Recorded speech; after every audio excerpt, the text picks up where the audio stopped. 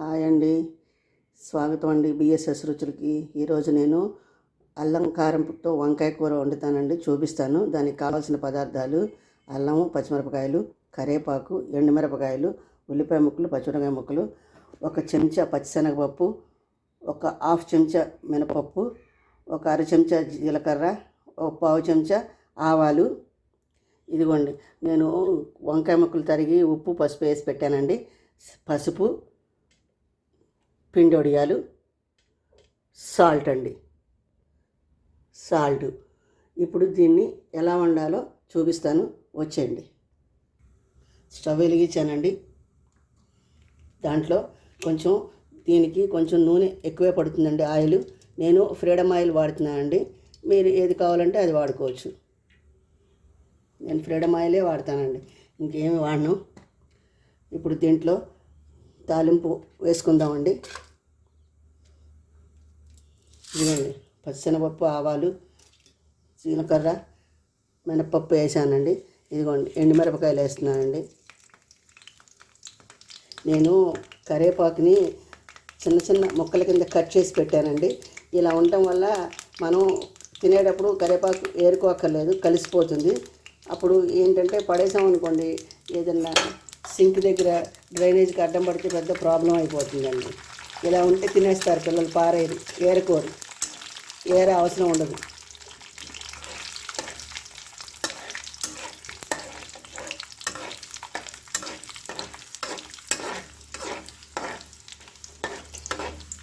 పిండి వడియాలు వేసేస్తున్నానండి.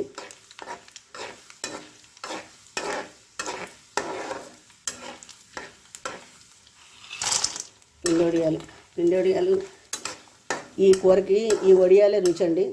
ఈ కూరకి ఈ వడియాలు వేసుకోవాలండి, బాగుంటుందండి చాలా.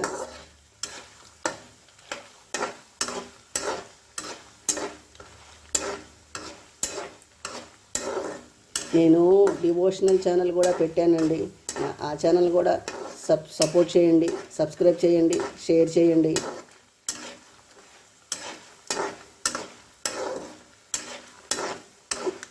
ఈ కూరని మెడ్రాస్లో ఎక్కువగా వాళ్ళు చేసేవాళ్ళండి, చాలా బాగుంటుంది కూర. స్టవ్ని ఎప్పుడు సిమ్లో పెట్టుకోవాలండి, సిమ్లో పెట్టుకునే చేసుకోవాలండి.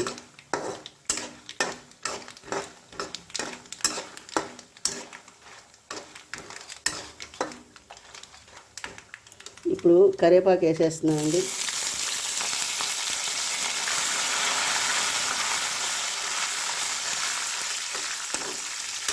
ఇప్పుడు ఉల్లిపాయ ముక్కలు, పచ్చిమిరపకాయ ముక్కలు వేస్తున్నానండి.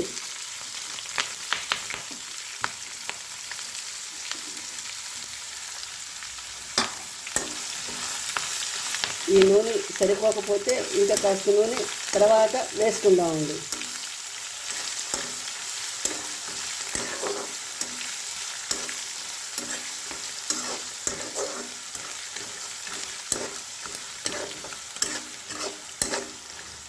మా స్టైల్లో ఉప్పుడు పిండి ఎలా చేయాలో, ఉప్పుడు పిండి పులిహార ఎలా చేయాలో ఇంకా కాస్త నూనె ముందే పోసేస్తున్నానండి. ఎందుకంటే తర్వాత పచ్చివాసన వస్తుందండి నూనె. కూర అంతా మగ్గిపోయిన తర్వాత నూనె సరిపోతే అప్పుడు పోస్తే నూనె పచ్చివాసన వస్తుందండి కూర.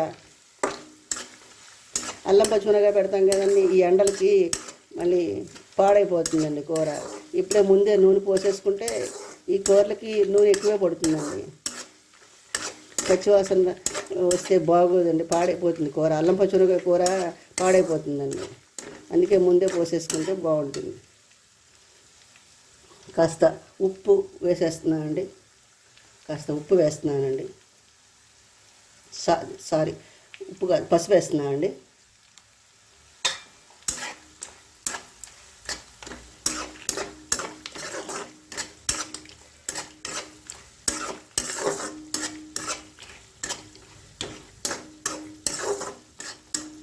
ఇది కొంచెంసేపు వేగనివ్వండి. ఉల్లిపాయలు వేగిపోయినాయండి, వడియాలు, ఉల్లిపాయలు అన్నీ చక్కగా వేగిపోయినాయండి. ఇప్పుడు వంకాయ ముక్కలు వేసేసుకుందామండి.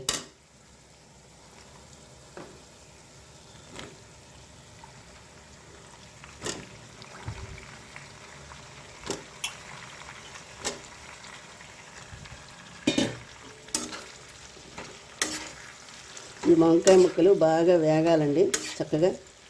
ఇదిగోండి అల్లం వెల్లుల్లిపాయ పేస్టు సరిపడా ఉప్పు దీంట్లో వేసేసానండి నేను. ఇప్పుడు దీన్ని మిక్సీలో పేస్ట్ చేసుకుందామండి.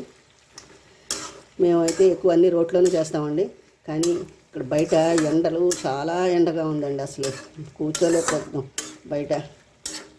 అందుకే మిక్సీలో వేసేద్దామండి.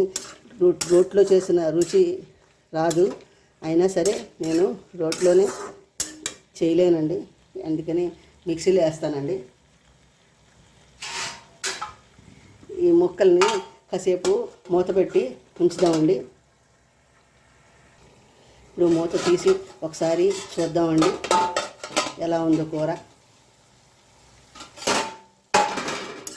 కొంచెం ఇంగు కూడా వేసుకోవాలండి.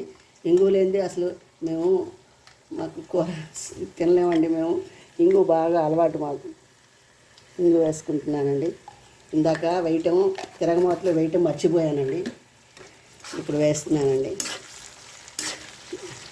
నా ఛానల్ దీంట్లో నీళ్లు పోయకూడదండి, ఎందుకంటే వడియాలు వేసాం కదండి, నీళ్లు పోస్తే దాంట్లో నానిపోతుంది.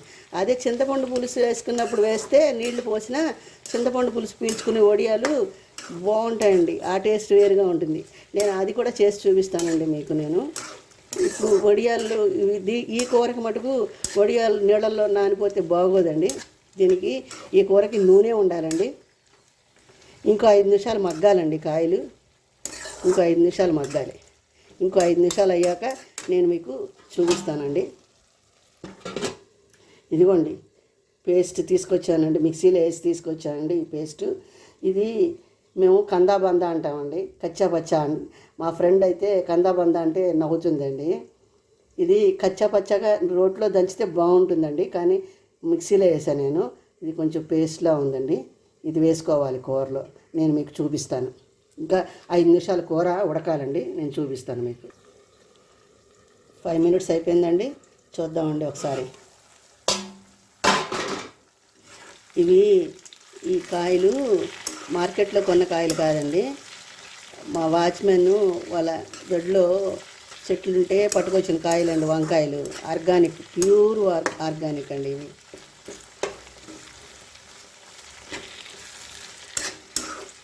వాచ్మెన్ తీసుకొచ్చి ఇచ్చింది కాయలు. చాలా బాగున్నాయండి కాయలు. చూసారా మొక్క ఎలా అయిపోతుందో, ఇదిగోండి చూసుకోండి ఎలా అయిపోతుందో. అంతే అండి కూర. నేను ఈ అల్లం పేస్ట్ వేసేస్తున్నానండి. దీంట్లోనే సాల్ట్ వేసాను నేను, దీంట్లోనే వేసేసాను కాబట్టి ఇంకా సాల్ట్ వేయక్కర్లేదండి. ఇది కలిపేస్తే సరిపోతుంది. దీన్ని కలిపేసి ఇంకొక 5 మినిట్స్ మగ్గితే కూర ఈ అల్లం వెల్లుల్లి పచ్చివాసన పోతుంది. ఇది ఫ్రిడ్జ్లో పెట్టకపోయినా 2 రోజులు ఉంటుందండి, ఏమీ అవ్వదు. ఈ కర్రీ ఫ్రిడ్జ్లో పెట్టకపోయినా పర్వాలేదండి.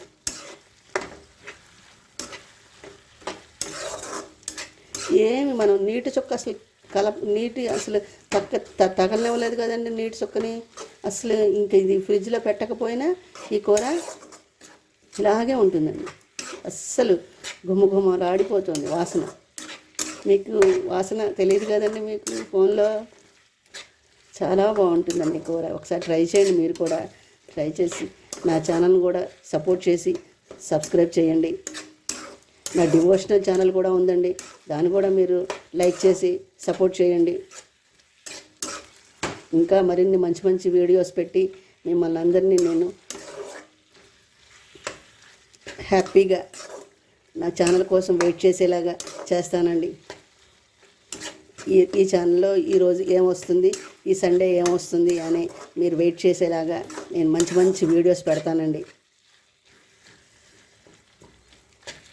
నాకు ఎడిటింగ్ రాదండి, అందుకని ఎడిటింగ్ గురించి చాలా ప్రాబ్లం అయిపోతుందండి.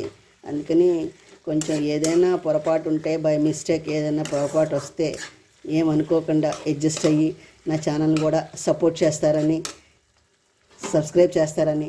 ఇంకొక 5 మినిట్స్ అండి. చాలా సంతోషంగా ఎదురు చూస్తూ ఉంటానండి. మీరు నా ఛానల్ని సపోర్ట్ చేయండి, సబ్స్క్రైబ్ చేయండి.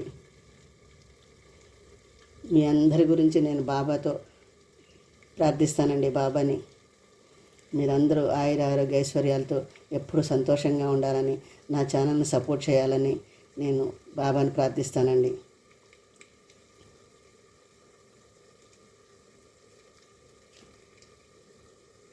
ఫైవ్ మినిట్స్ అయిపోయిందండి. చూడండి కూర ఎంత బాగుందో. అంతే అండి, సింపుల్. దీన్ని ఇంకా డిష్లో తీసుకుని సర్వ్ చేసుకోవడమే అండి.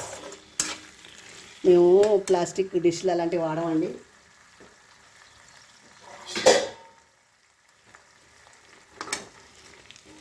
ఈ డిష్లో తీస్తానండి కర్రీని.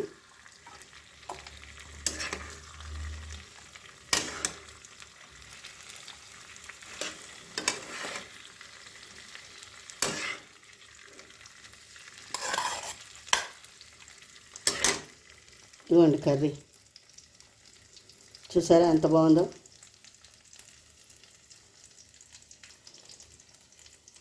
మీరు కూడా ఒకసారి ట్రై చేయండి. ట్రై చేసి నా ఛానల్ని సపోర్ట్ చేసి సబ్స్క్రైబ్ చేయండి, షేర్ చేయండి.